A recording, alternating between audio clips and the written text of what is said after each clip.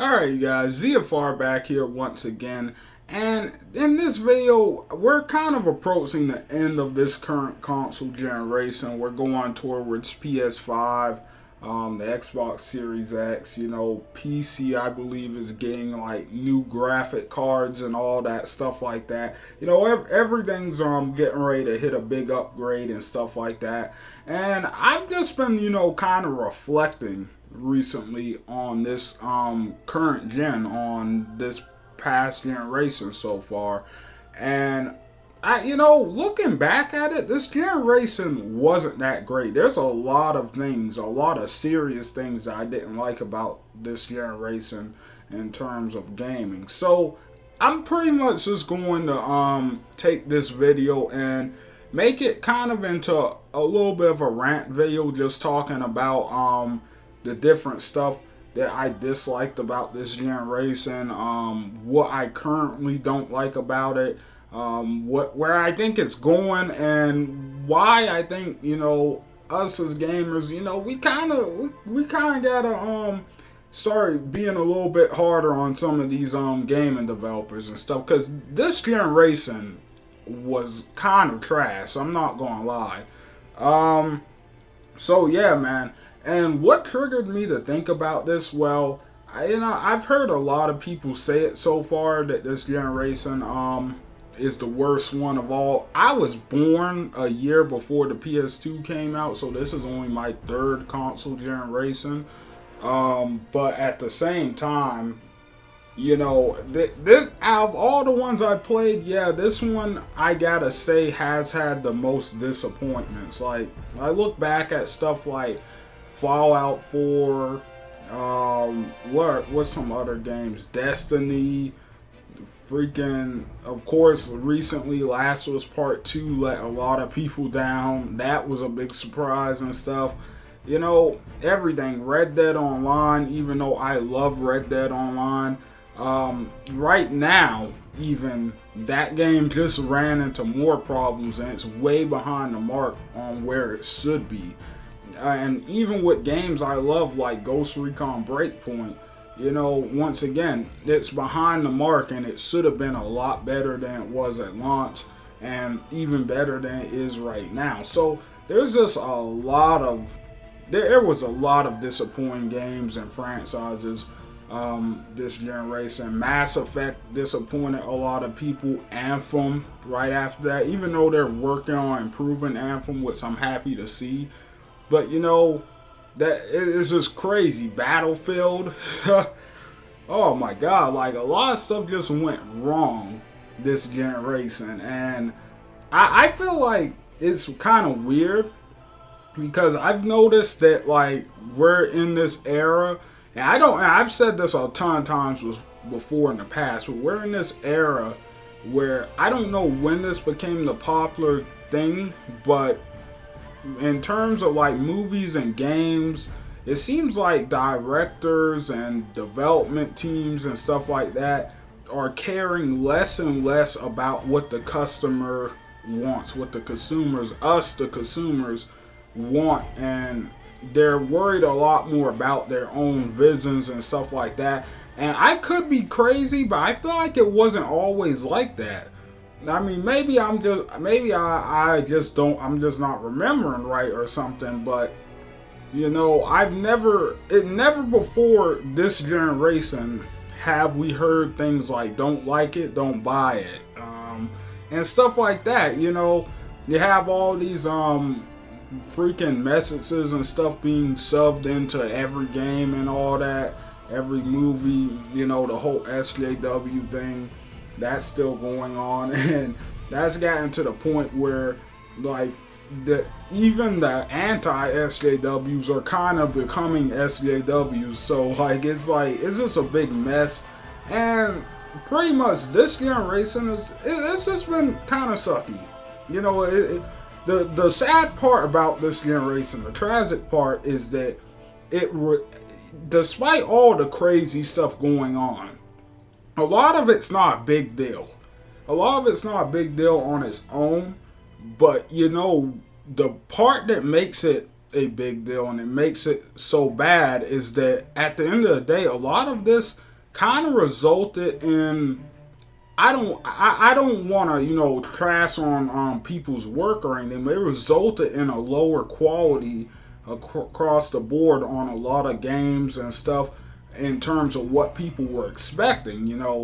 We just didn't get nearly as much this generation. Like, this generation should have been hype. All right, you know what I'm saying? There was a lot of big games, a lot of big franchises that came out this generation that just kind of, in my opinion, didn't meet the mark.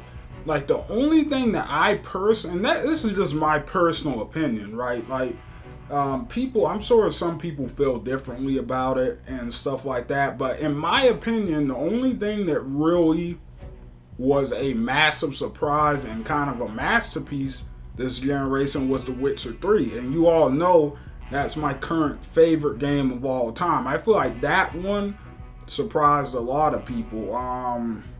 Another one that was really good recently is Ghost of Tsushima. Ghost of Tsushima did surprise me, but even then, I feel like Ghost of Tsushima isn't. I feel like a lot of people were making Ghost of Tsushima seem like it was super, super good, and it was good, but let's keep it honest, it wasn't anything outstandingly impressive in terms of the story. The story was good, but you can even say it was great, but it wasn't like groundbreaking. It wasn't amazing. It wasn't super moving or anything like that, other than a few parts, I guess. But then with the gameplay was really good, but once again, not anything groundbreaking. It was just good or great.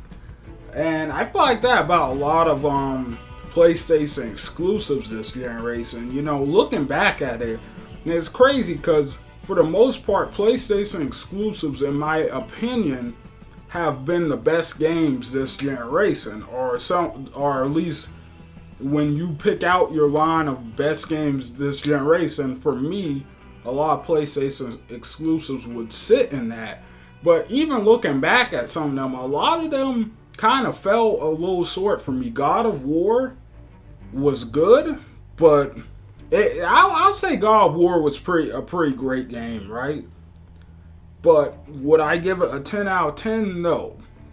Like, even looking back at it, I don't even know if I believe I gave that game a 9 back when I reviewed it. Looking back at it, I don't even feel like I should have given it a 9, to be honest. But I don't know, it kind of deserves a 9, I feel like, but something about it just didn't hit me. It just didn't blow my socks off or knock me out of water like it did some people. Then you have stuff like once again, Days Gone, Ghost of Tsushima, and stuff like that.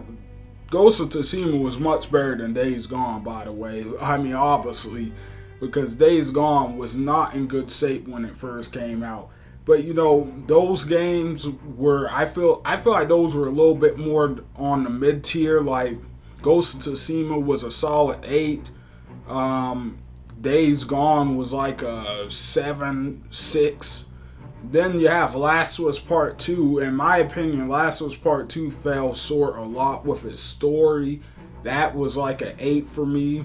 Then you have Horizon Zero Dawn, which is probably, looking back at it, it's probably one of my favorite exclusives from this generation. But even then, that wasn't super mind-blowing. It copied a lot from other games like The Witcher and stuff like that. And then it did a lot of original stuff. So it had a lot of potential. For me, that one was once again in the 8 range in terms of scoring and stuff. So, yeah, man, I don't know, it was pretty much average all together for the most part. On the Xbox side of things, I just didn't see a reason to get an Xbox One this generation. I didn't see it. A lot of people, I don't know, when it comes to the Xbox things, like a lot of Xbox fans, man, I feel like y'all are going way too easy on Microsoft because, like, man, I don't know what they're doing, but they're doing this whole thing where they're trying to change up the way console generations work and stuff. They're trying to, take away the whole idea of upgrading to the new console and stuff like that and all that, and put every game on every console. At the end of the day, listen, I don't care about what you think it might boil down to. For me, it's going to boil down to lower quality stuff across the board. And that kind of showed with something like Halo Infinite. Like how many times do we really need to go over the fact that cross-gen games usually are being held back by previous gens? And some people say, oh, no, they're not. Like, I mean, what do you think? You're telling me you think that a game that has to run, or you're telling me if they start the development cycle, you're telling me a game that's developed for the next generation consoles isn't going to run and look better, or can't run and look better than a game that's going to be developed for both next gen and this gen? I mean, I just don't see it, man. A lot of developers aren't going to put time and money into making two separate experiences. They're just going to kind of water it down on the next gen so it fits on the both. So yeah, I mean, I don't know, man. This is really weird to me where gaming's going, I guess is what I'm trying to say. So yeah, at this point in time, the only thing I'm super excited for really is Cyberpunk 2077. I'm really excited for that game. Can't wait. That's probably going to be the main thing I'm playing at the end of this gen and at the beginning of next gen. So yeah, I'm super excited about that. By the way, we do have a Cyberpunk focused channel now. It's Cyberpunk Lethal. I'll put the link in the description and everything. I uploaded a video about it. If you guys want to go and watch that and see what that's about. But yeah, go check that out if you haven't seen it yet. But yeah, after that, I really don't know. Even with next gen, once again, like, these developers, these companies are lacking. And I get we're going through a world epidemic and stuff like that, but I mean, come on. The coronavirus has been going on for what, about a year? Less, really. You're telling me you didn't have time? You telling me you weren't preparing games before that? Because right now, there's almost nothing across the board launching for next gen. And when I say launching, I'm talking about both PlayStation 5 and Xbox Series X. There's not really anything super impressive coming out. And some people want to say, oh, there's plenty coming out for next gen. There's plenty launch games next gen. They're going to bring up stuff like, what was it, Godfall or Deathloop. Deathloop looked kind of good, but I don't know. We'll see. Godfall, to me, wasn't impressive. Xbox just has nothing because Halo Infinite just got delayed, so yeah, there's practically nothing worth mentioning over there. When it comes to indies, for those of you who don't know, I'm sorry, I can't do indies, or at least most indies. Not unless they're like some AAA quality indies like Witcher 3 or Cyberpunk are gonna be. But as for like normal indie games, yeah, most of them I can't do it. They just ain't for me. You know, I'm at the point where I'm so busy now in real life that I have less and less time to actually play games. So when I do play a game, I'm sorry, I need it to be a AAA experience. That's what I want to play. So yeah, that's how I'm feeling about this gen and pretty much next gen going forward. I don't know, you guys. Like, once again, this was kind of, I didn't really put a script together for this video or anything. I'm just kind of rambling. But yeah, I don't know how I feel, man. I really don't know how I feel. I'm not really happy with the way this gen went at the end of it all. Did I have fun? Yeah, I had a ton of fun. But looking back at it, I don't know. There's a lot of things this gen that I wish went better than they did. And I really want to see a change of direction going forward. And maybe I'll make a video about that later on, about what I would want that to be and stuff. But yeah, currently, I don't know. You know, I wasn't a fan of the way this gen panned out altogether, and overall, I'm a little worried about next gen. Especially since this is like the first console on gen switch up I've seen pretty much ever where we don't have a really good AAA lineup of launch titles. So, you know, I don't know. I don't know how I'm feeling about it, but I guess we'll see. So yeah, tell me what you guys are thinking about all this down below in the comment section. Don't forget to leave likes and all that stuff down there to tell me how you're feeling about it and everything.